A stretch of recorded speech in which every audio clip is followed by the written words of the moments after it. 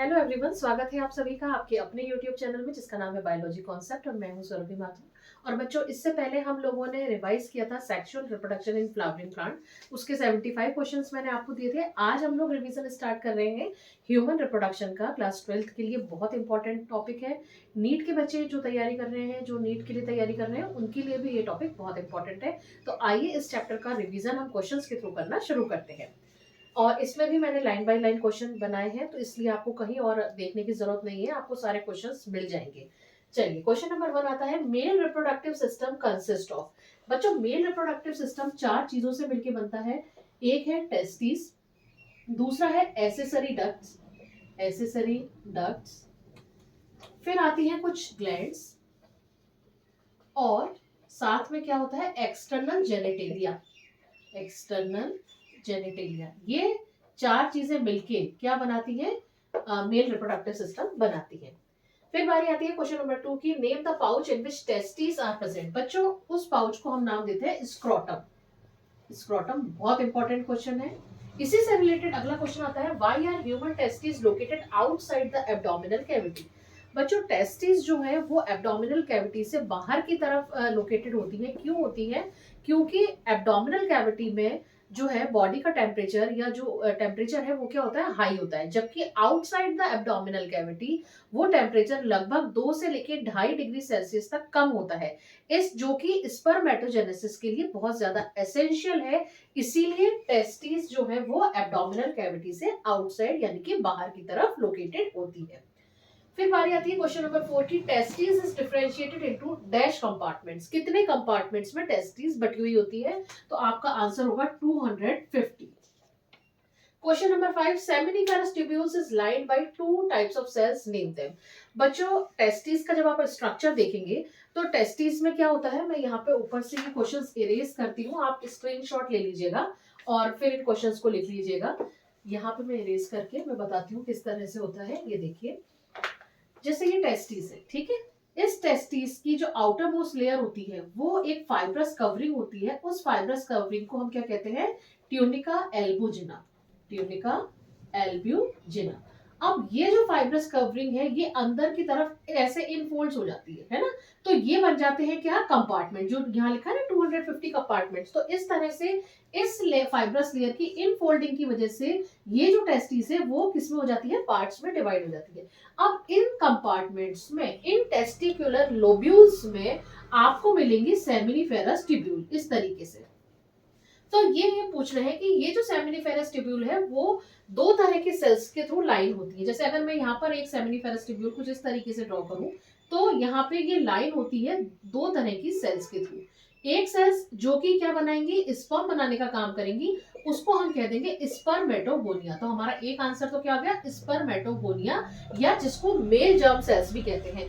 और दूसरी कुछ सेल्स कुछ इस तरह की होंगी, ठीक है, ये इस तरह की, ये इस तरह की। इन सेल्स को हम कहते हैं सर्टोली सेल्स। तो हमारा आंसर क्या हो जाएगा, टू द पॉइंट अगर बात करें तो सेमिनिफेरस ट्यूब्यूल जो है 2 तरह की सेल्स से लाइन होती हैं। कौन कौन सी, एक तो स्पर्मेटोगोनिया और दूसरी सर्टोली सेल्स। फिर बारी आती है क्वेश्चन नंबर 6 की, name the cells that nourish the germ cells in testis. तो जर्म सेल किसको बोल रहे हैं बेटा, जर्म सेल्स हम इन स्पर्मेटोगोनिया को बोल रहे हैं। इनको नरिशमेंट देने का काम कौन करता है, ये सर्टोली सेल्स नरिशमेंट देने का काम करती हैं। तो क्वेश्चन नंबर 6 का हमारा आंसर हो जाएगा Sertoli cells.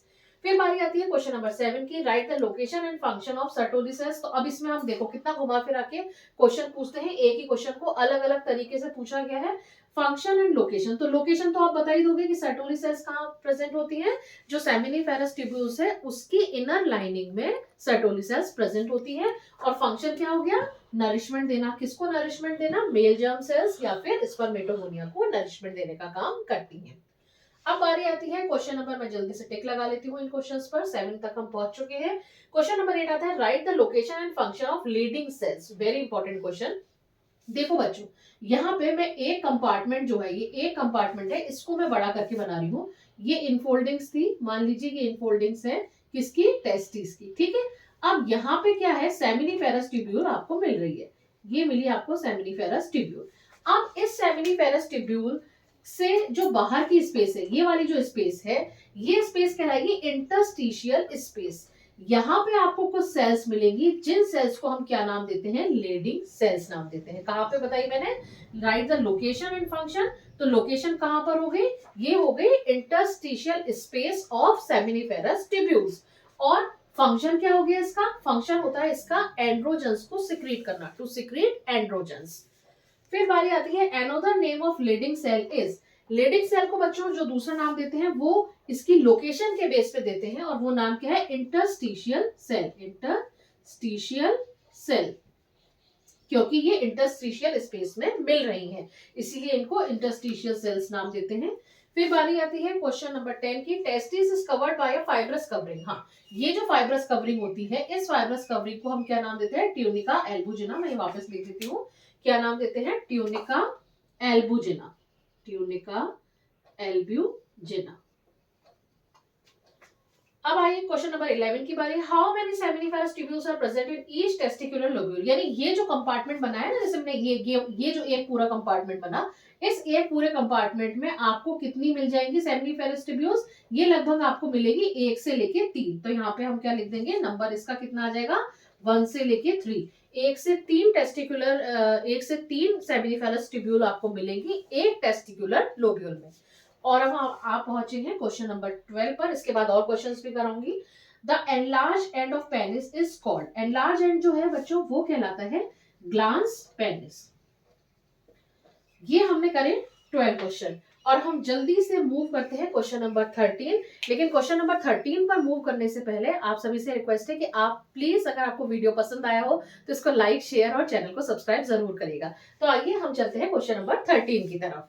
Penis is covered by a loose fold of skin called, इसको कहते हैं बच्चों foreskin, FORE, foreskin।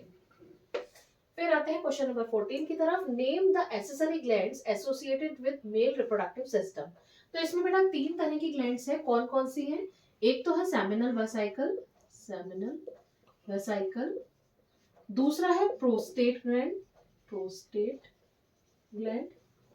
और तीसरा है bulbo urethral gland, bulbo urethral gland. ठीक है। फिर आती है बारी क्वेश्चन नंबर 15 की, डिफाइन स्पर्मेटोजेनेसिस। देखो जेनेसिस वर्ड जहां पर भी आता है उसका मतलब क्या होता है, फॉर्मेशन। और स्पर्मेटो आ रहा है यानी स्पर्मेटोगोनिया से स्पर्म का बनना, क्या कहलाएगा, स्पर्मेटोजेनेसिस। तो हम क्या लिख देंगे, formation of sperm from spermatogonia is known as spermatogenesis. फिर बारी आती है क्वेश्चन नंबर 16 की, the ploidy of spermatogonia is, ploidy बच्चों इसकी होती है 2n, है ना, यानी डिप्लॉइड होती है। डिफाइन स्पर्मायोजेनेसिस, ध्यान देना यहाँ पे कह रहे हैं स्पर्मायोजेनेसिस, बन तो रहा है लेकिन क्या बन रहा है, किससे बन रहा है ये देखना है। यानी सबसे पहले बनता है स्पर्मेटेड, तो स्पर्मेटेड बदल जाता है किसमें, स्पर्म में। तो हम स्पर्मायोजेनेसिस किसको कहेंगे, transformation of spermatid into sperm is known as spermiogenesis. मैं लिख देती हूँ, transformation of spermatid into sperm, उसको हम क्या कहेंगे, spermiogenesis. Question number 18, write the function of seminal vesicle. बच्चों सेमिनल वेसिकल जो होती है वो ग्लैंड्स होती है, पेयर में होती है, और ये सिक्रीट करती है। इसका जो सिक्रीशन होता है उसमें आपको मिलेंगे प्रोटीन्स, प्रोस्टाग्लैंडिन्स और साथ ही साथ फ्रुक्टोज। अब ये क्या करते हैं, सीमन का जितना भी पार्ट होता है, फ्लूइड पार्ट होता है, उसका 60 to 70% कौन कंट्रीब्यूट करता है, सेमिनल वेसिकल कंट्रीब्यूट करते हैं। इसमें जो फ्रुक्टोज शुगर होती है वो एनर्जी देने का काम करते हैं स्पर्म को। तो यहाँ पर फंक्शन क्या हो गया, सिक्रीशन होगा, और सिक्रीशन में जो जो कंटेंट मैंने बोले वो मैं अपने वीडियो में डाल भी दूंगी, मेंशन भी कर दूंगी। प्रोस्टाग्लैंडिन्स, प्रोटीन्स और फ्रुक्टोज, इन तीनों का नाम लिखना जरूरी है, तो वो आप लिख दीजिएगा। और सीमेन के 60 to 70% फ्लूइड पार्ट को कंट्रीब्यूट करते हैं सेमिनल वेसिकल। फिर बारी आती है क्वेश्चन नंबर 19 की, mention difference between spermiogenesis and spermiation. बहुत इंपॉर्टेंट क्वेश्चन है। स्पर्मायोजेनेसिस जैसा कि मैंने अभी आपको बताया, स्पर्मायोजेनेसिस का मतलब तो क्या हुआ, transformation of spermatid into sperm. वो तो कहला रहा है स्पर्मायोजेनेसिस। अब जब स्पर्म बन गए तो वो स्पर्म क्या करेंगे, सर्टोली सेल से न्यूट्रिशन लेंगे, उसमें एम्बेडेड रहेंगे और उसके बाद सेमिनिफेरस ट्यूब्यूल से क्या हो जाएंगे, बाहर निकल जाएंगे। तो release of sperm from the seminiferous tubule is known as spermiation. इसको बहुत अच्छे से समझ लीजिएगा, स्पर्मिएशन क्या हुआ, सेमिनिफेरस ट्यूब्यूल से स्पर्म का बाहर निकलना कहलाता है स्पर्मिएशन। क्लियर। क्वेश्चन नंबर 20 पर आप पहुंचे हैं। Androgens are produced by Sertoli cells, ये आपको बताना है ट्रू है कि फॉल्स।